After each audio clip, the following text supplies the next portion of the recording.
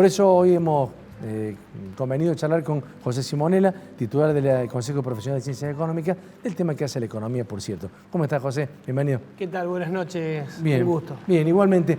Bueno, Pepe, ¿cómo estamos vinculados? Está bien, se están haciendo reuniones vinculadas con el Fondo Monetario, el directorio se está reuniendo, están analizando, Guzmán dice que va a entrar por diputados y que van a presentar todos los detalles que hagan falta para que lo vea la oposición y parte del propio oficialismo, que es oposición dentro del oficialismo, ¿no? ¿Cómo ves esta situación? ¿Todavía falta un tramo para que podamos tener al menos un principio de acuerdo formal? Aparentemente, por lo que uno puede leer y ver o escuchar, es que el acuerdo con el fondo estaría bien encaminado, que lo está tratando el directorio del Fondo Monetario y a partir de ahí el gobierno aparentemente alcanzaría los consensos para la aprobación, ¿no? Acá, Juntos por el Cambio ha dado, por lo menos ha dicho que no está de acuerdo con el default y que apoyaría el acuerdo, obviamente que bajo determinadas condiciones, pero bueno, uno no es analista político como para ver esas cosas.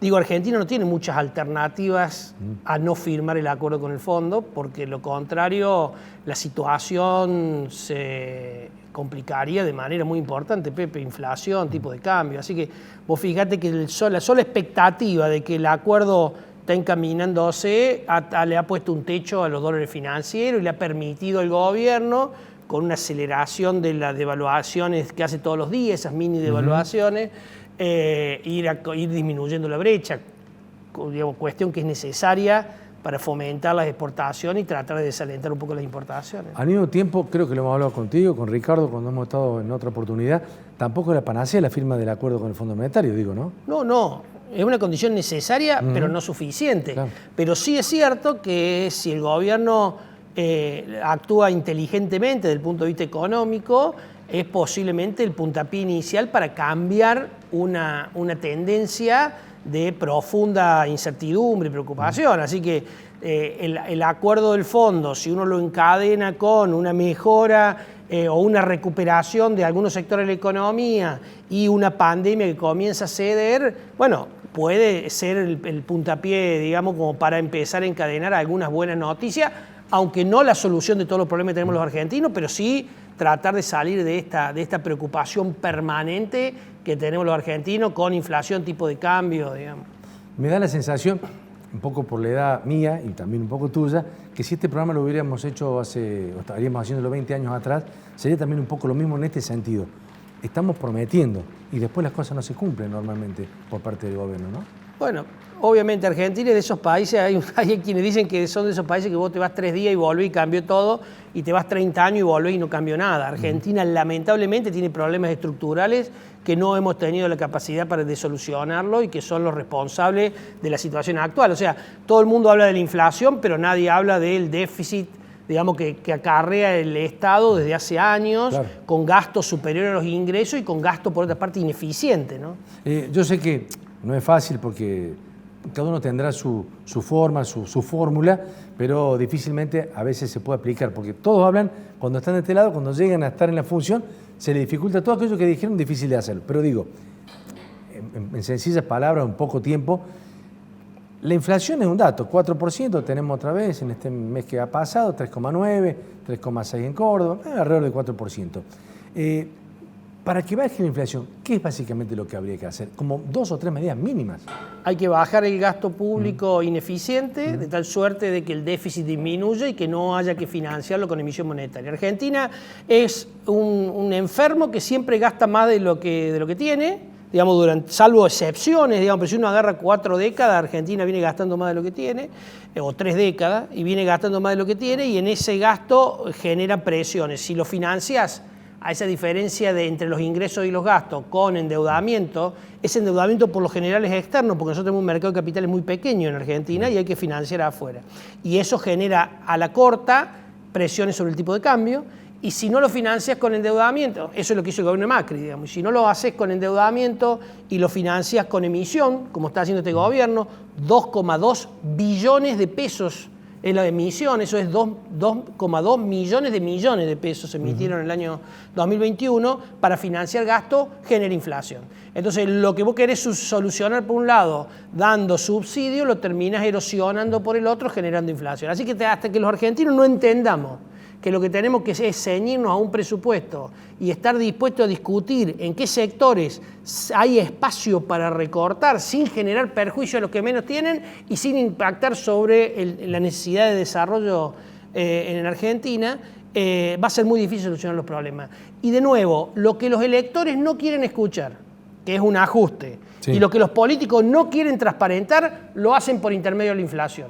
Hace 4 años que nos vienen ajustando. Y si no, fíjate, con la inflación, ¿no? Y si no, fíjate, el poder adquisitivo que teníamos la mayoría de los ciudadanos hace 1 año, 2 años, 3 años y 4 años atrás, y vas a ver que la canasta de bienes y servicios que podés comprar hoy es inferior. Y eso es ajuste. Lo que pasa es que no te dice que el responsable es fulano o mengano, sino que el responsable es la inflación. Y como tampoco te aclaran por qué se produce la inflación, entonces a nadie le queda claro de quién es la culpa. La culpa es de los gobiernos que no tienen la capacidad para adecuar el gasto a sus ingresos, como lo tendría cualquier familia o cualquier empresa. No se puede vivir permanentemente por sobre los ingresos que uno tiene, porque en algún momento va a conseguir financiamiento, pero cuando se te corta el financiamiento vas a estar en problema y probablemente no puedas seguir mandando a tu hijo a la escuela que te gustaba, no puedas seguir dándote los gustos que te podías dar o lo que es peor, accediendo a los alimentos que necesitas. Entonces, digo, Pepe, esto es central. De una vez por todas los ciudadanos tenemos que entender que los ajustes que los gobiernos no nos quieren transparentar y que nosotros no queremos que nos digan, lo terminamos haciendo por intermedio de la inflación. Ahora, también me parece, cualquier gobierno, y especialmente este, que es el que está gobernando, está en una delicada cornisa, porque sobre la situación económica que tenemos, que es bastante delicada para muchos sectores, hay que hablar de tarifas, y las tarifas va a haber que ir aumentándolas, ¿sí? Pero porque no se va a poder seguir subsidiando, pues si se subsidia, se emite o se destinan dólares a otro lado. Entonces, entre los subsidios que no se pueden dejar de dar a otros sectores, a los sectores más desposeídos, digo, ¿dónde recorta el Estado? Pero, a ver, vamos al ejemplo que das de subsidio. ¿Vos creés que todos los que reciben subsidio lo necesitan? No, para nada. ¿Vos creés que darle subsidio a la oferta de servicios es equitativo? Los subsidios equitativos son a la demanda, el que lo necesita, no a la oferta. Cuando vos subsidias a oferta, en realidad estás subsidiando más el que menos lo necesita. Vamos a un ejemplo, yo siempre pongo. Una jubilada vive solita en un departamentito, solamente tiene un calefón, para colmo, como son prudentes, lo prenden nada más cuando se van a bañar y lo apagan. Y a lo sumo tiene un calefactorcito en verano. Le das un subsidio, en invierno, perdón. Le das un subsidio. Ni aire. No, ni aire. Entonces le das un subsidio muy poco, porque consume muy poco gas. Sí. Alguien que tiene la suerte de tener una propiedad de 500 metros cuadrados, calefaccionada todo el año, con una pileta que también calefacciona, le das un subsidio también. Pero ese subsidio es muchísimo mayor, porque el consumo es muchísimo mayor. Entonces el subsidio, yo no te digo que está bien que lo segmentes por zonas como está por hacer el gobierno, porque eso tal vez no sea equitativo. Pero sí por consumo. Pero sí por consumo. Claro. O sea, a los que más consumen, salvo que te expliquen por qué consumen más, obviamente. Pero digo, distinto es una fábrica, un comercio, pero vamos al consumo residencial. Entonces hay formas de uno dejar de subsidiar a quien no lo necesita. Hay que subsidiar al que lo necesita. Pasa lo mismo que con el transporte. El transporte en la ciudad de Buenos Aires, el AMBA, digamos, Ciudad y Gran Buenos Aires, tiene un valor irrisorio comparado con el resto del país. Entonces decís, che, y los trabajadores, bueno, subsidia el boleto obrero como había en algún momento, pero no subsidia a todo el mundo. No necesariamente todo lo que se beneficien de ese subsidio lo necesitan. En el caso del transporte, lo que se plantea, me parece, o lo que debiera ser, es una redistribución. No es que se aumenten los subsidios en montos, sino que se redistribuyen lo que se dan, equitativamente. Se redistribuyen lo que se dan y en algún caso hasta probablemente lo puedas bajar si dejas de subsidiar de nuevo. Bueno, a la oferta de bienes. Digamos, hay gente que usa para ir del centro de Buenos Aires a barrios, digamos, con posibilidades de pagar un boleto de transporte, lo que vale. Entonces digo, es muy complicado en Argentina. Hay mucho espacio para achicar en Argentina. Ni qué decirte cuando tenés tantos entes reguladores y tantos de reguladores de cuestiones que ni te imaginas. Digo, cuando uno camina por Capital Federal y ve todas las placas de los entes reguladores, hay entes reguladores que ni te imaginas. O observatorios de cosas que ni te imaginas y todo eso salen de presupuesto. Perdóname, sobre lo que dijo Schiaretti, que lo dijo el día que abrió las sesiones ordinarias de la unicameral y lo viene repitiendo inclusive hoy, de que AISA, por ejemplo, y Edenor, Sur, tienen que pasar concretamente a ser administradas las empresas y no que sigue subsidiando el Estado. ¿Vos estás de acuerdo en eso? Yo estoy de acuerdo. Si los cordobeses nos pagamos la luz y nos pagamos el agua, si los santafesinos hacen lo mismo, ¿por qué en Capital Federal le vamos a pagar entre todos el agua? No me estoy metiendo en la cuestión política que la desconozco, estoy diciendo técnicamente, es decir, hay una cuestión objetiva y es los ciudadanos de la Ciudad de Buenos Aires y del AMBA tienen un subsidio superior al resto, probablemente mucha gente lo necesita y habrá que darle lo que lo necesita, pero no todo el mundo, estoy convencido que no todo el mundo, los ingresos en Capital Federal de los trabajadores son mejores que en el interior, o sea que perfectamente podrían pagar un boleto, no te digo como el interior, pero por lo menos que el interior le reduzca.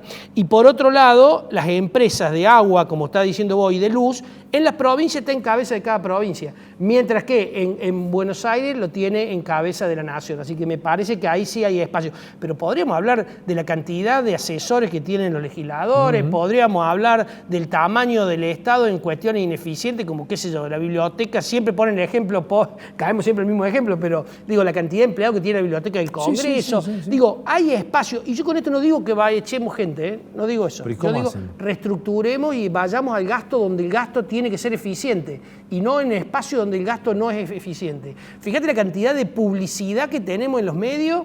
Bueno, acá en un medio me van a matar que estoy diciendo esto, pero la cantidad de publicación en los medios respecto de propaganda del gobierno. Digamos, no estamos hablando de una campaña de salud, estamos hablando de propaganda del gobierno. Entonces digo, me da la sensación de que hay espacios para reducir el gasto y lo que hay que entender es que el gasto excesivo que tienen los estados lo pagan los contribuyentes, no solamente con el impuesto que aquellos que tienen que tributar, sino lo pagan todos con el impuesto inflacionario.